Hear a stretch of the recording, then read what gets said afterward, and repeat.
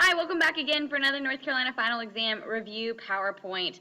Today we're going to be looking at the Civil Rights Movement and Counterculture from 1950 to 1970.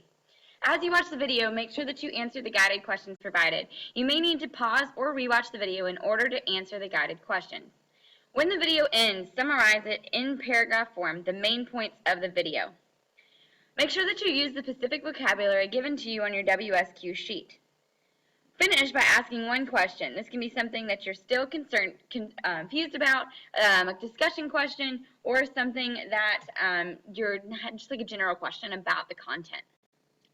The essential questions that we're going to be looking at in this video are: to what extent were civil rights movements for African Americans and women successful at bringing about change?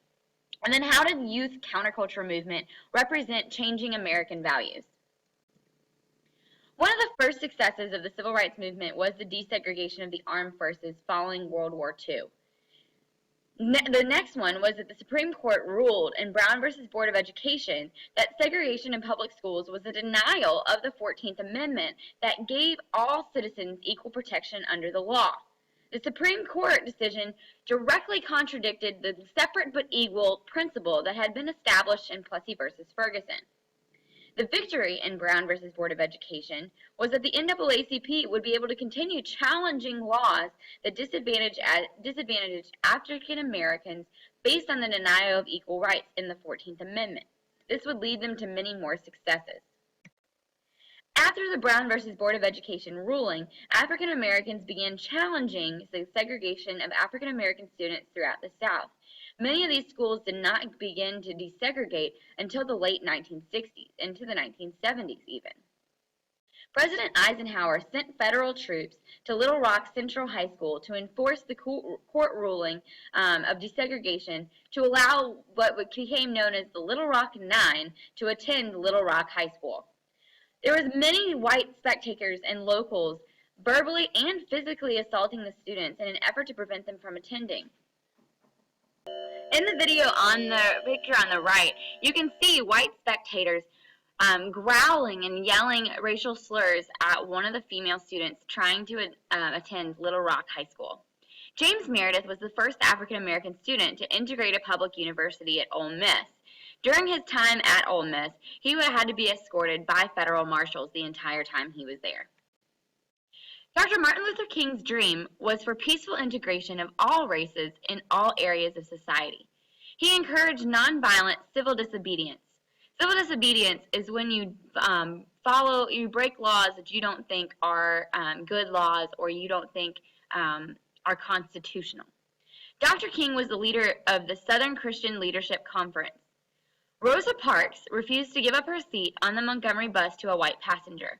Her refusal led to the Montgomery bus boycott, and Dr. King was decided to be the leader of that boycott. Students in Greensboro, North Carolina staged the first sit-in movement at Woolworth in Greensboro, North Carolina to protest segregation in public accommodations. From that movement, many other sit-in movements also appeared throughout the South. Dr. King led a campaign against segregation in Birmingham, Alabama. Within a few days, Dr. King had been arrested by Police Commissioner Eugene Bull Connor. During his arrest, he wrote a letter from a Birmingham jail arguing that citizens had a duty to disobey unjust laws. This duty is expressed in the idea of civil disobedience. Bull Connor and the Birmingham police force used attack dogs and fire hoses to disperse the civil rights marchers. Millions of TV viewers watched the horrific treatment on television, shaping the American view of the civil rights movement. In August of 1963, Martin Luther King led a massive March on Washington with over 200,000 supporters to support racial harmony and social justice. He delivered his famous "I Have a Dream" speech on the steps of the Lincoln Memorial. On July 2, 1964, Johnson passed the Civil Rights Act of 1964 that prohibited discrimination because of race, religion, national origin, or gender. It banned discrimination in public accommodations such as restaurants and movie theaters, something that SNCC and the SCLC had been working towards since the beginning. The antithesis of the civil disobedience movement was the Black Power movement, led by Malcolm X and Stokely Carmichael.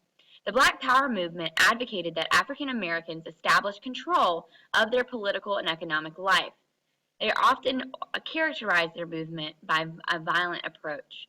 Some of the most important Black Power leaders were Malcolm X of the Nation of Islam, Stokely Carmichael, who became head of the Student Nonviolent Coordinating Committee late in the Student Nonviolent Coordinating Committee's life, and Huey Newton of the Black Panthers. The most notorious of these is the Black Panther Party. The women's rights movement was also going on during the same time period. Betty Friedan was the author of The Feminine Mystique and the first president of the National Organization for Women. Betty Friedan wrote a book called Feminine Mystique that characterized women during the 1950s as housewives that were upset with their current circumstances. That she challenged gender discrimination both at home and in the workplace. The women's rights movement tended to be made up of white middle-class women. The following legislative acts contributed to the success of the women's rights movement. The Supreme Court decision in Roe v. Wade legalized abortion. Title IX of the Civil Rights Act of 1964 that outlawed discrimination on race also outlawed discrimination on the basis of gender. There was also some affirmative action legislation put into place in order to help protect women in the workplace. During the 1960s, groups protested various aspects of American society. African Americans protested, Native Americans, women, youth, and Hispanic Americans all protested the different treatment of different groups. Youth in America grew away from their parents' traditional values. Rock and roll and the Woodstock Music Festival represented the values of free love and radicalism that came to characterize the youth counterculture movement.